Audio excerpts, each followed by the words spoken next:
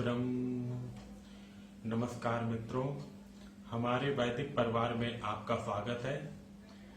श्री वेद भाष्यकार श्री स्वामी शरण जी के मुख से वेद मंत्रों की सरल और प्रमाणिक व्याख्या सुनने के लिए हमारे YouTube चैनल को अधिक से अधिक लोगों तक पहुंचाएं, सब्सक्राइब करें, जिससे वेदों का प्रकाश घर घर तक पहुंच सके।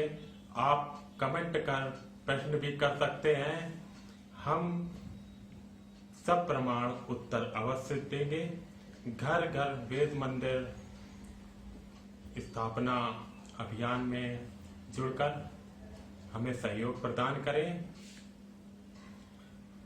हमारा वेद भाष्य, वेदायन और अन्य वैदिक साहित्य घर बैठे प्राप्त करने के लिए आदेश करें। ये आप लोगों ने श्रवण किया। आइए इस 5वें मंत्र पर आज हम लोग चर्चा करते हैं।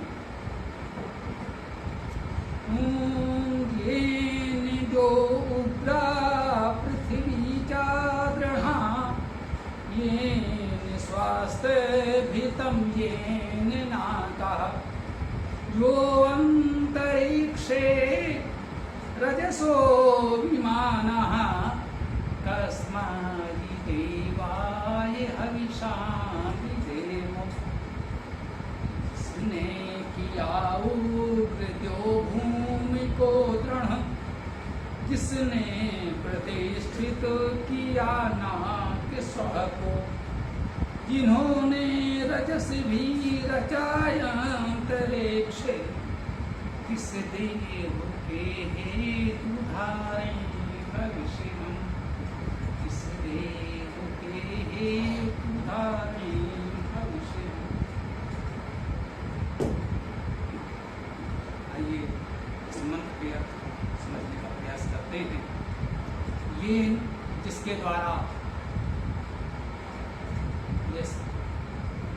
इसको सृजन का, सृष्टि का सूत्र कहा गया है, हिरण्यगर्भ सूत्र को। तो सृष्टि का सृजन कैसे हुआ, किसने किया, इसी की चर्चा हम कर रहे हैं। तो बता रहे हैं ये किसके द्वारा, ये सृजन किसके द्वारा हुआ, क्या क्या और कैसे सृजन हुआ है, ये बताया जा रहा है। ये जिसके द्वारा द्यो अर्थात प्रकाश युक्त, द्वित प्रकाश ने धातु है, इससे द्यो शब्द बनता है। द्यु धातु आगे जाना, अग्रसर होना के अर्थ में भी है। तो द्यु धातु से जो बन सकता है तो इसका अर्थ यही होगा, आगे सबसे पहले। परंतु सामान्यतः विद्वानों ने द्यो द्युत धातु से मानकर प्रकाशमान का अर्थ ही होता है। देवलोक अर्थात प्रकाशमान लोग, अंतरिक्ष में जो भी हमको सूर्य चंद्र तारे आदि प्रकाशमान पिंड दिखते हैं,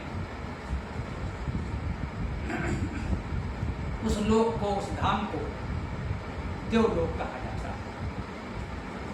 तो कह रहे हैं ये जिसके द्वारा देव, ये प्रकाशमान अंतरिक्ष पिंड सृजित हैं। उग्रा, ये उग्र हैं। उग्र क्या है? उग्र जिन सामान्य अर्थ में हम लोग प्रयोग कर रहे हैं, संभवतः भेद में, बड़े अर्थ में। इस शब्द की व्युत्पत्ति देखने खोजने का हमने प्रयास किया, तो हमने पाया कि पूर्ववर्ती अनेक विद्वानों ने इसमें उपसर्ग है, उत उपसर्ग जैसे हम लोग प्रयोग करते हैं, तो ये उत का वैदिक रूप उपसर्ग माना गया। और गृह धातु मानी है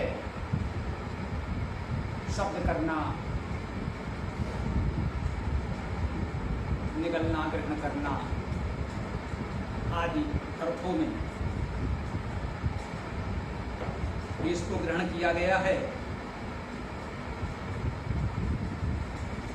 तो उग्र है, सामान्यतः हम लोग उसे तीव्र, तीक्ष्ण अर्थ में लेते हैं ये बहुत उग्र है, बहुत तीव्र है, अति उत्साही,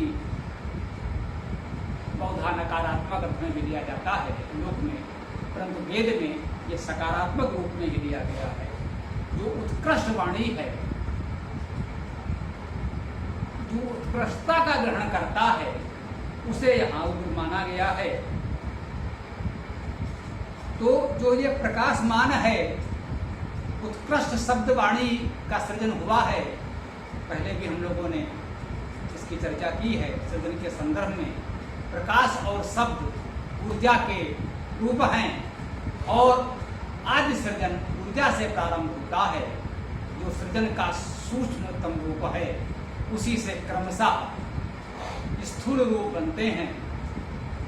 वायु, जल, पृथ्वी आदि के रूप में जो हम देखते हैं, तो आदि प्रारंभिक रूप अति सूक्ष्म ऊर्जा का सृजन उस चेतना से होता है। चेतना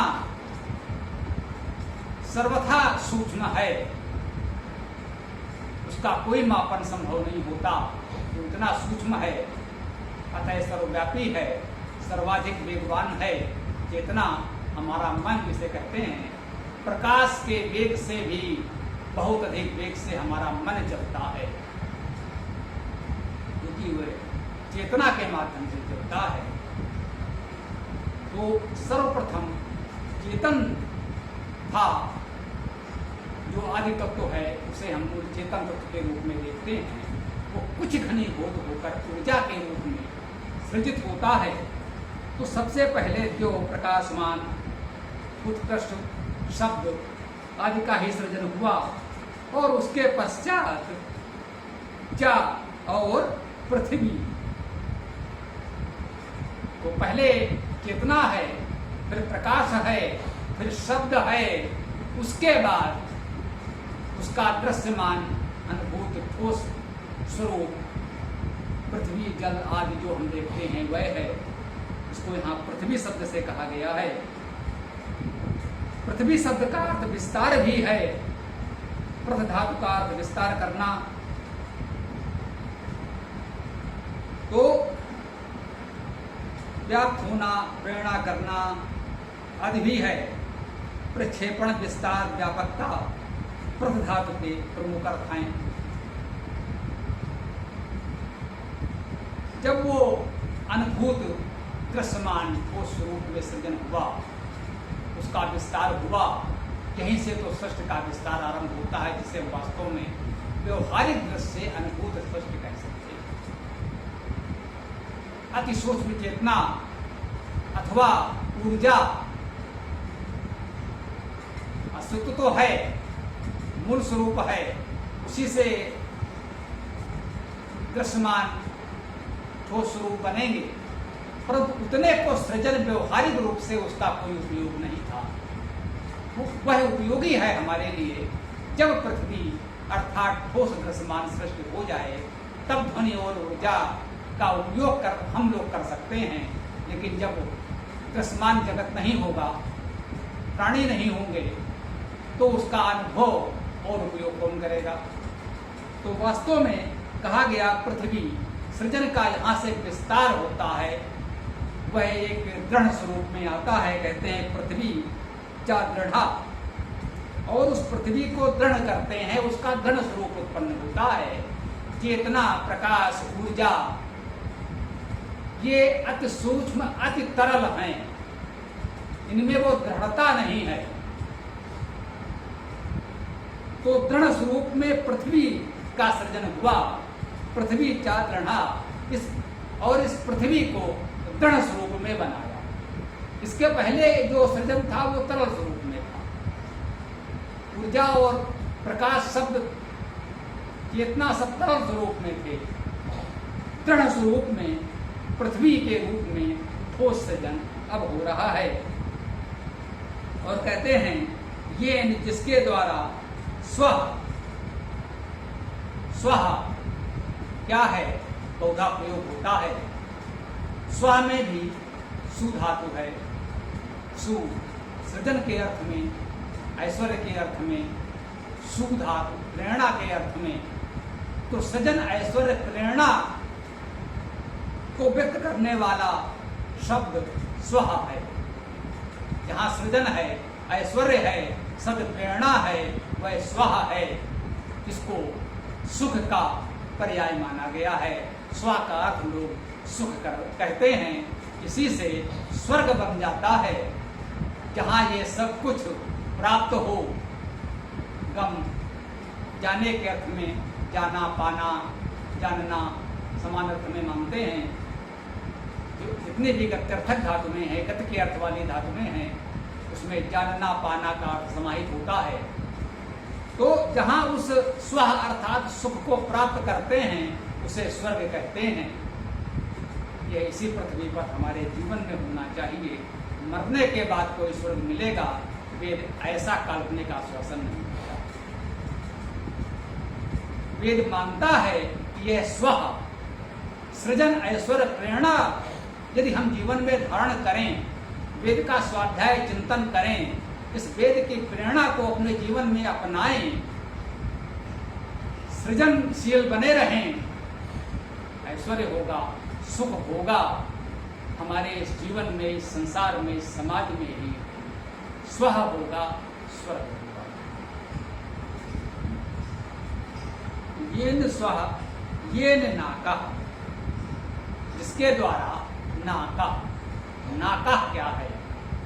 ना अकः, नाकः, ना नहीं तो न हो, नकार का भाव हो। अक क्या है?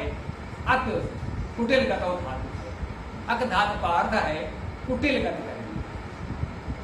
तो जहां कुटिल गति हो और जहां वो कुटिल गति न हो, तो वो ना कुटिल गति हो, वो कुटिलता है, दुखद है। और जब ये कुटिल गति का अभाव हो जाए तो उसे नाक कहते हैं। ना अका, कुटिलता का अभाव, अकुटिल। तो जो अकुटिल है वही स्वः है।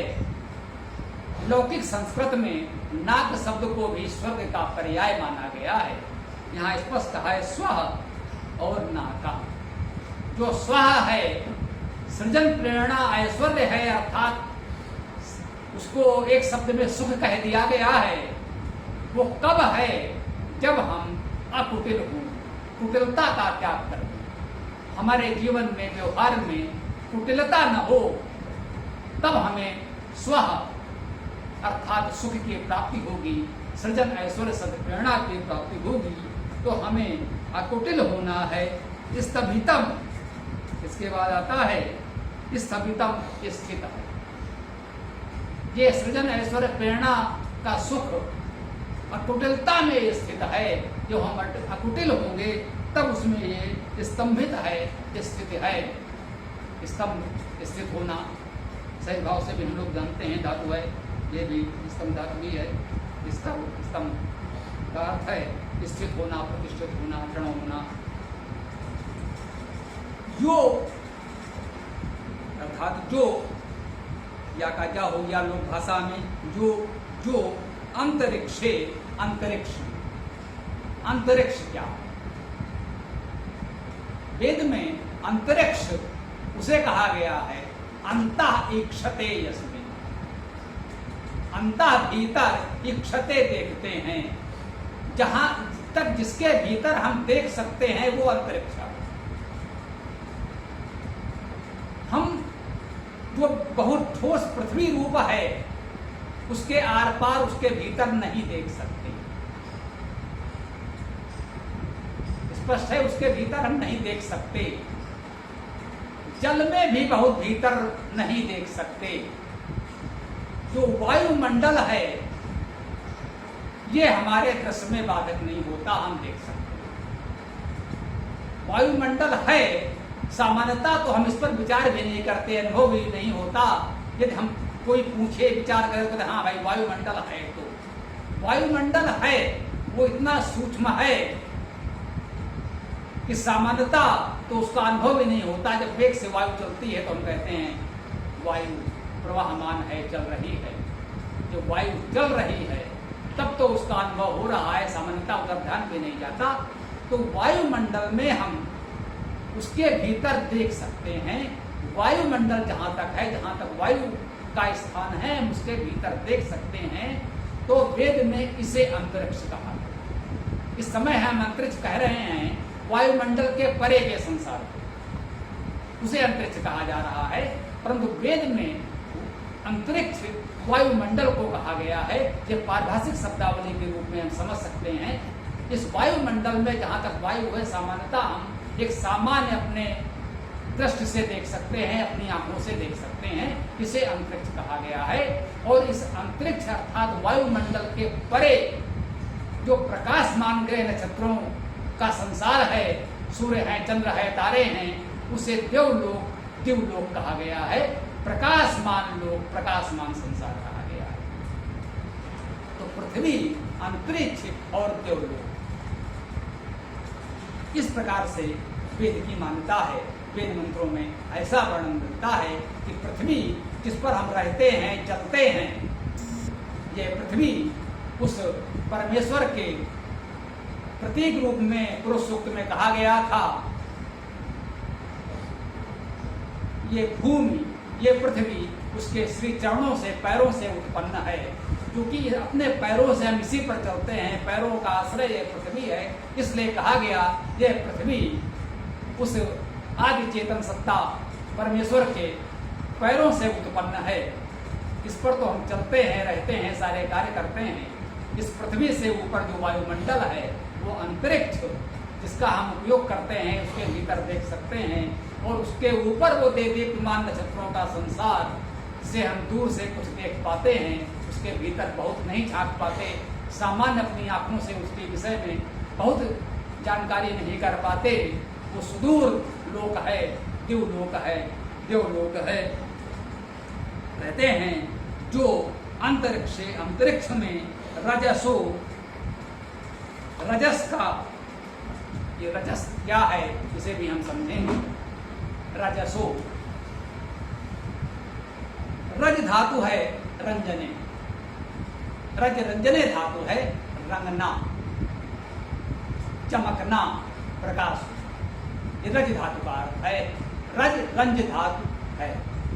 सामान्यतः ये संस्कृत धातु पाठ की परंपरा है, जो गुरुकुल में पढ़ने पद्धति से जिन्होंने संस्कृत व्याकरण पढ़ी है, वे विद्यार्थी इसे सामान्यता अनुभव करते हैं कि इस प्रकार की धातु में हमारे यहाँ सामान्यता मिलती हैं। से इसको हम एक प्रकार से रज धातु कहें तो रज और रंज दोनों रूप होंगे। शास्त्रीय रूप रज कहा जा सकता है। लोक व्यवहार में हम इसे रज और रंज के रूप में देखते हैं, शब्दों में इसी रूप में प्रयोग होता है।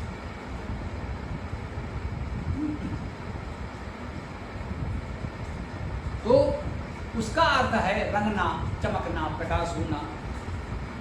रजसो, रजस का अर्थात जो वर्णयुक्त है, रंगा हुआ है, चमकदार है, चमकता है, प्रकाशमान है, उसको विमाना, विशेष मान करता हुआ। मां धातु है, मां माने, मान करना। इस समय लोक व्यवहार में प्रचलित है निर्माण करना। मां धातु में निह प्रत्यय लगता है हमारी वर्तमान लोक भाषा में, तब उसका अर्थ हम कहते हैं निर्माण करना, सृजन करना, बनाना। वेद में वी धातु का प्रयोग हुआ है, वही अर्थ है। धातु का ही मूल अर्थ होता है। उपसर्ग केवल उसे कुछ विशेषता देते हैं, दृढ़ता देते हैं। मूल अर्थ तो धातु का ही होता है। मान करना, विमान करना, निर्माण करना। माता ही निर्माता है, हम कहते हैं। माता उसे क्यों कहते हैं? हम उसे माता इसीलिए कह रहे हैं कि वो बच्चे की निर्माता है। हमारा निर्माण उसी ने किया है, इसलिए वो हमारी माता। जन्म देने से वो माता नहीं हो जाती। जन्म देने से तो जननी है। जिसने जन्म दिया है वो जननी है। जब वो हमारे व्यक्तित्व का निर्माण करती है, तब हम उसे माता कहते हैं। निर्माण करने से माता है। तो विमाना विमान करने वाला अर्थात निर्माण करने वाला, कहले विशेष मान करने वाला। यहाँ मान सम्मान का भी भाव है और निर्माण सृजन बनाने का भी। माँ से अधिक हमारा सम्मान और कौन कर सकता है?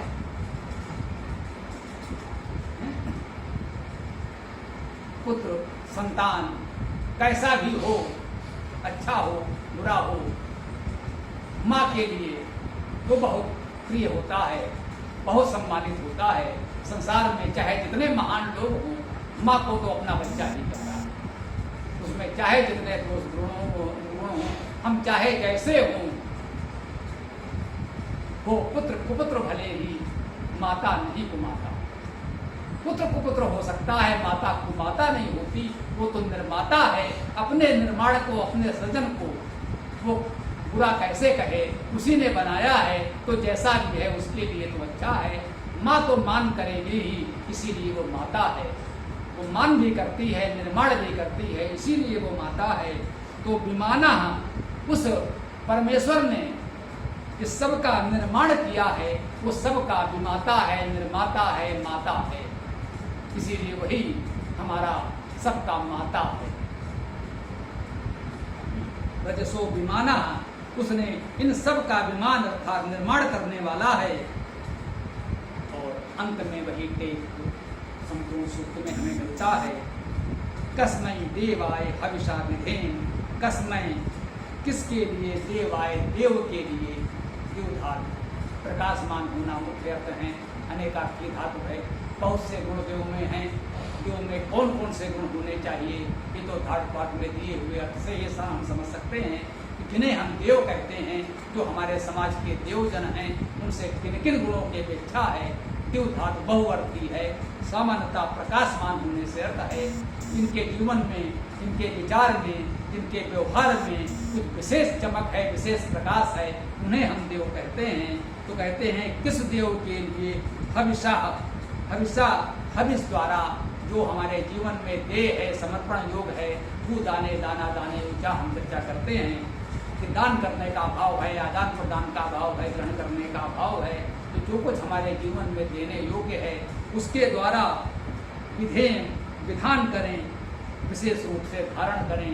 जो कुछ हम करते हैं उसी देव के लिए करते हैं, उस एकमात्र परमेश्वर परमात्मा के लिए करते हैं। हम अपना सब कुछ उसे समर्पित करते हैं। कस्मै देवाय हविषा विधेन, हम लोग इसे कह देते हैं ओम देवाय हविषा विधेन। उस ओम देव के लिए ही हम अपना सब कुछ समर्पित करते हैं। आज की चर्चा को हम यहाँ विराम देते हैं।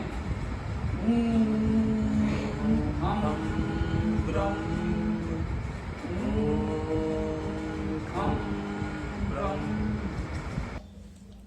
पूरा वीडियो देखने के लिए बहुत बहुत धन्यवाद। कमेंट में अपने विचार अवश्य दें। आपको कोई भी प्रश्न पूछना हो तो कमेंट बॉक्स पर कमेंट कर सकते हैं। डिस्क्रिप्शन में वेबसाइट का लिंक दे दिया गया है, उसमें अधिक जानकारी प्राप्त कर सकते हैं। धन्यवाद। ओम खम ब्रह्म।